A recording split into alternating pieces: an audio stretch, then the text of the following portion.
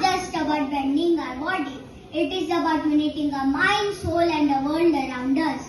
Just as yoga gives peace to our body, we must also give peace to earth, our shared home. Today our friends will take you on a mindful journey where every yoga pose carries a special message, a message to live in harmony with nature. So sit back, relax as each asana they perform reminds us that when we balance our body, we must balance the world. When we breathe in peace, we must breathe out love for our planet.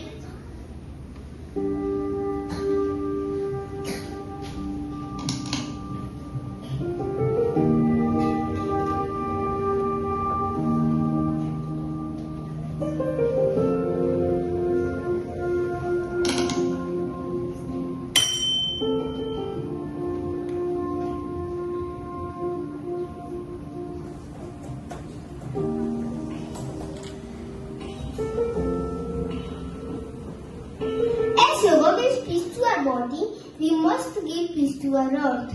Padmasana. In Padmasana, we sit calmly like a lotus.